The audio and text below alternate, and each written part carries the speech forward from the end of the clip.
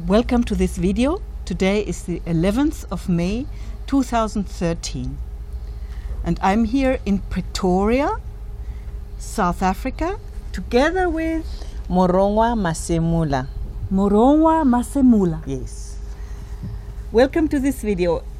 Please could you explain to us who you are, and then after that to explain how you came to the SARChI chair, because we are here in the offices of the SARChI chair at the University of South Africa, UNISA.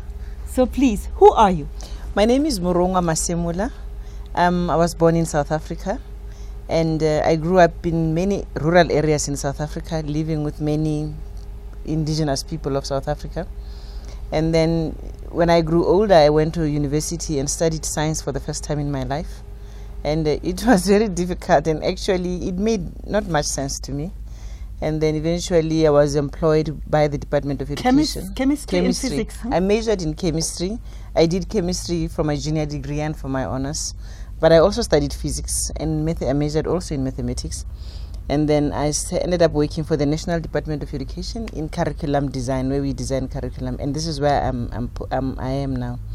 I was attracted to this chair by the problems where I'm working is about the high failure rates of learners, the lack of interest in the studying of physical sciences. And there's always challenges about laboratories. There's always problems about laboratories. I had started asking myself about the relevance of my subject really in society, looking at poverty, looking at diseases, looking at issues like this, and finding that my subject does not really address that sufficiently. And I really had no way of making sure that the knowledge that we give to learners can be applied in their homes. Little did I know that the trick lies with transdisciplinarity. We were so narrow as chemists, so that even journals on health and food, even if they involve chemicals, they had no place because we are dealing with chemicals. Somebody else is dealing with bodies, you know. So that was the narrowness. But during that frustration of mine, Lebs invited me to a conference where Professor Hoppers was the main speaker. And the way she articulated the issues of these disciplines and how they are not addressing our issues, the challenges that we have. She said something like, universities have disciplines and people have problems. Wow. And it was like somebody has given me an answer to what I've been trying to figure out. And then afterwards, I quickly went to her and asked her if I can come and see her. Well, I came to see her the following year, and then this is how I ended up in SARChI doing my research. And in what way would you say now that your work is in alignment with SARChI goals? The first thing that SARChI has helped me is to be able to understand and have the confidence that I don't have to work in the confines of the curriculum as it was handed over to us from, the Nuffield curriculum, as it was handed to us by Britain and America, the narrow confines of subjects where I am working at the moment. So I do understand that the subjects are insufficient on their own to solve the problems. To solve problems that impact humanity, you need transdisciplinarity. You need to marry the subjects. You need to look at education in the manner in which life happens. Right. Life does not happen in chapters or concepts or disciplines.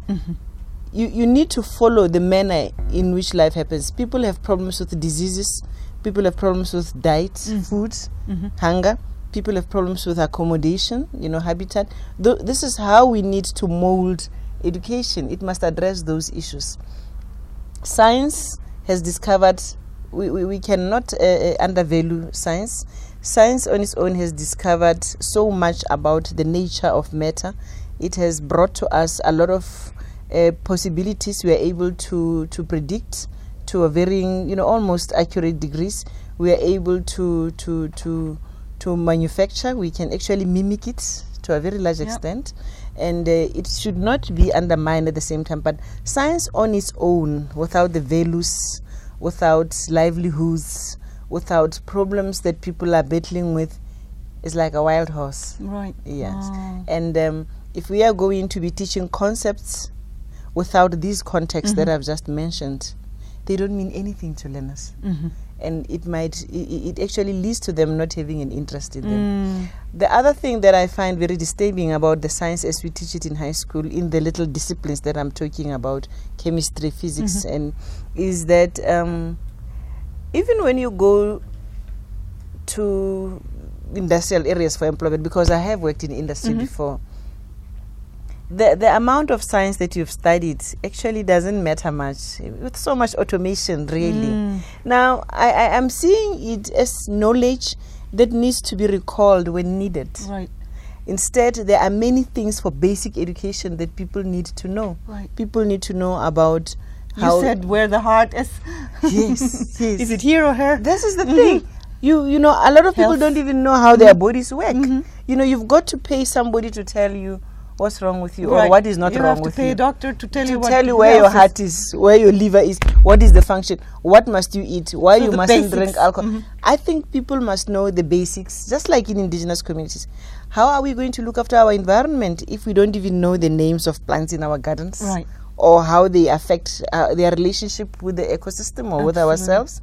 How are we going to combat biopiracy as Africans when so much of it is happening if we don't know the value of our own plants? Because nobody teaches us about them in school. How are we going to negotiate with multinationals if they want to mine in our area if we don't know the impact of the environment and pollution on ourselves? So what I find is that while science is busy teaching the intricacies of matter and the kinetic models, etc., it has forgotten to teach people how the environment impacts on them, or how the science itself affects them. You know, we are all happy about the discoveries, etc., and the technologies that science informs, but their effect on people. And the fact that we are busy trying to teach the science is that we are ending up with a lot of illiterates. People who have mastered science, but who cannot build a house for themselves. Absolutely. Who cannot grow potatoes. And who can't tell the difference? Children. Yes, who can't tell the difference between the leaves of a potato and the leaves of a carrot, because we haven't taught it. We are busy with the molecular theories, things that nobody ever sees. And a lot of people live with what I call qualitative science, even if they haven't studied science, because science is just about nature. So we've turned science into this monster that is so difficult, but at the same time the institutions manage to make it into this very bourgeois kind of thing, very important. Absolutely. You know, you study science, you must be very clever. No, it's not like that. Right. There are people who like mathematics. There are people who always like to play with numbers. It doesn't mean they are more intelligent than you, because we've used these hierarchies to define us, but at the same time we've raised whole generations of people who don't know anything about the environment, about themselves. Absolutely. And these are people who eventually become politicians, speaking on behalf of everybody, and they don't know anything about matters that really are important. You know, I lived for 7 years in Egypt, and I spent a lot of time in the desert with the nomads.